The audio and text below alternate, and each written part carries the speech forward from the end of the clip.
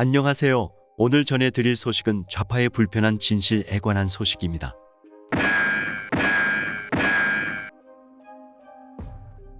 안녕하세요. 오늘 소식은 꼭 필독해 주시길 바랍니다. 전 전대협 연대사업국장 이동호 씨의 강연 내용 서울대 트루스포럼 기획을 옮긴 글입니다. 안녕하세요. 반갑습니다. 이동호라고 합니다. 제 오늘 강연의 제목은 좌파의 불편한 진실입니다. 저는 연세대학교 재학 시절 학생운동에 몸을 담았습니다. 당시 연세대학교에 학생운동과 총학생회를 지도하는 비밀 지하 조직이 있었습니다. 저희는 이 조직을 가리켜 시크릿 유니언, 즉 비밀학생회라고 불렀는데요. 제가 중앙위원으로 있었고 그때 제 지도를 받던 후배가 지금 더불어민주당 원내대표로 있었던 우상호입니다. 이후 저는 전대협 연대사업국장을 맡았습니다. 당시 전대협 연대사업국장은 서청년에서 대행했기에 저는 서청년 사업국장과 전대협 연대사업국장을 겸임했습니다.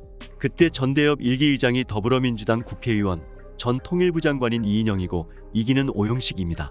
그리고 여러분에게도 익숙한 이름이겠지만 제가 전대협 3기 의장 교육훈련에 들어가서 교육한 친구가 바로 임종석입니다. 이 배후 조직 가운데 제일 큰 조직이 바로 반미청년회였습니다. 이 반미청년회의 의장이 조혁이라는 고려대학교 친구였고 그 밑에서 조직 책임을 맡고 있던 친구가 얼마 전 더불어민주당 대통령 후보 경선에 출마했던 전 충남도지사 안희정입니다. 저는 조통그룹이라는 조직에서 활동했습니다. 임수경 씨를 북한으로 참가시킨 단체입니다. 학생운동 시절 저는 대한민국은 태어나지 말았어야 할 나라라고 생각했습니다. 제가 공부한 바에 따르면 박정희 대통령은 일본 이름을 가진 일본군 장교 출신이었습니다. 그걸 대학에 들어와서 처음 알았어요. 이승만이란 사람은 평생 동포의 후원금으로 생활한 사람이라고 가르치더군요. 저는 정말 그런 줄 알았고 게다가 대한민국은 미국의 식민지이다라고 말했어요. 저는 정말 그렇게 믿었습니다. 이후 한국 현대사도 다시 봐야 했고 철학도 다시 봐야 했습니다. 그때 박정희를 다시 봤어요. 이승만도 다시 보고 이승만을 다시 접하고서 흐르는 눈물을 감출 수가 없었습니다. 이런 척박한 나라의 하늘이 이런 위인을 준비했구나. 이분 덕분에 아무것도 모르는 조선 백성들이 자유민주주의를 받아들이고 실천할 수 있었구나라고 생각했습니다. 그 다음에는 박정희로 갔죠. 아니, 민중을 수탈한다는 나라에서 점점 더 부익부 빈익빈이 된다는 나라에서 대한민국의 중산층은 계속 커져갔어요. 내가 배운 책에 따르면 분명히 이 나라는 망해야 되는데 국민들의 삶은 날로 풍요로워졌어요. 과거 필리핀이나 라틴 아메리카 가운데 대한민국처럼 발전한 나라는 단 하나도 없었어요. 중국에서는 등소평이 대한민국의 발전 방식을 따라 하기 시작했어요. 베트남 또한 대한민국의 개발 방식을 따르고 있어요. 말레이시아의 마하티르 또한 박정희식 경제 개발 모델을 따르죠. 민중의 수탈자로 알고 있었던 박정희가 수탈자이기는커녕 5천년간 그 지독한 가난에 허덕이던 나라를 완전히 새로운 나라로 만들었더라고요. 그분 영전 앞에 머리를 숙이지 않을 수 없었어요. 내가 틀렸습니다. 당신이 옳았고 나는 바보였습니다. 이것이 바로 그동안 제가 살아왔던 이야기입니다. 최근 이야기를 잠깐 해볼게요. 제가 얼굴을 아는 많은 친구들이 지난 촛불 시위에서 광화문 광장을 장악하고 난리가 났더군요. 이거는 체제 전복 활동입니다. 이 체제 전복 운동을 주도하는 핵심 세력은 80에서 90년대에 훈련된 사람들입니다. 전교조요. 저희가 많이 키워서 보냈습니다. 주체 사상과 북한의 혁명 역량으로 그 사람들을 무장시켰어요. 바로 저희가 했던 일입니다. 언론계는 물론이고 법조계도 많아요. 민변 아시잖아요. 문화계에도 엄청나게 많습니다. 그들이 지금 각 분야에서 이 사회를 좌편향으로 투쟁 일변으로 몰아가고 있습니다. 2016년도에는 최순실 사건이 터졌어요. 한번 생각해 보세요. 그 사람 이름도 최서원으로 바꿨더라고요. 그런데 왜 최순실이라고 부르나요? 최순실이라고 불러야 멍청해 보이잖아요. 뭔가 촌스러워 보이고 무지한 여자라는 느낌이 들고 그런데 최서원 씨는 외국에 유학을 다녀왔더라고요. 압구정동에서 학원을 해서 성공하기도 하고 그런데 완전히 아무것도 모르는 일자무식의 여자로 몰아갔잖아요. 그리고 K스포츠재단의 정동춘이라는 사람은 최서원 씨가 다니던 안마시술소의 원장이었다고 모든 언론이 난리였죠. 나중에 얘기 들어보니까 멀쩡하게 서울대 나온 사람이더라고요. 서울대에서 체육학을 전공해 박사학위까지 받은 서울대 체육학 박사였어요. 그리고 헌법재판소를 협박하기 시작했어요.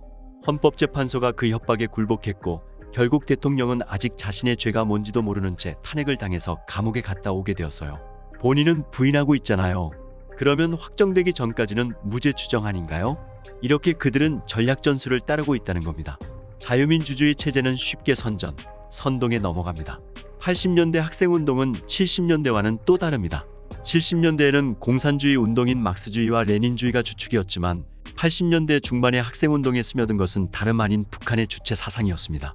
주사파가 어떻게 생겨났는지 이야기해 보겠습니다.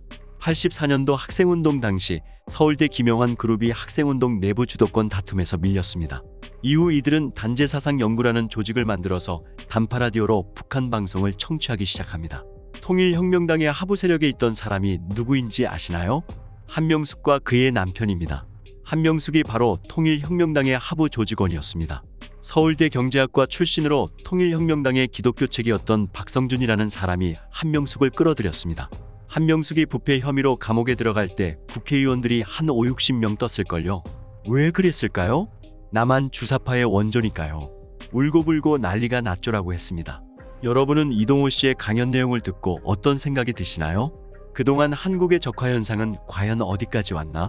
미군 철수 와해 단계의 국정원 폐지 완성, 우가보안법 폐지 완성, 동성애합법화 추진 중, 우익단체 사살 추진 중, 기독교 분열 거의 완성, 언론 접수 완성, 노조 접수 완성, 사법부 접수 완성, 행정부 접수 완성, 연방정부 수립 완성 단계로 감, 지방선거의 헌법 개정, 우익인 사수감 완성, 원전 파괴 에너지 종속, 국가 좌우 이념 대립 갈등 심화 완성, 역사 왜곡 완성, 국회 장악 완성, 시민단체 장악 완성, 국가경제 파탄 완성 단계, 사회 시스템을 자본주의 공산국가 계획경제 완성 단계로 군병력 감축 완성, 군장 성자 바둑이 완성, 경찰 공권 약화 완성, 인민노동자 농민사회 완성, 공산혁명 정부 완성. 딱 하나 남은 것은 미군 철수.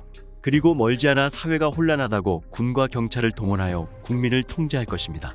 국민들은 저항 한번 못하고 꼼짝없이 자연스럽게 국가가 전복되는 것입니다. 여러분, 침묵하면 돌아올 수 없는 길로, 아무리 후회해도 소용없는 길로 나와 나의 가족들과 자녀들이 돼지 같은 노예로 전락할 수밖에 없는 결과로 이어질 것이며, 지금 누리는 자유로움이 구속과 박해 속에서 이전의 풍요로움을 기억하지 못하는 절망 속에서 비참하게 통곡하면서 죽어갈 나와 나의 가족들이 될 것입니다.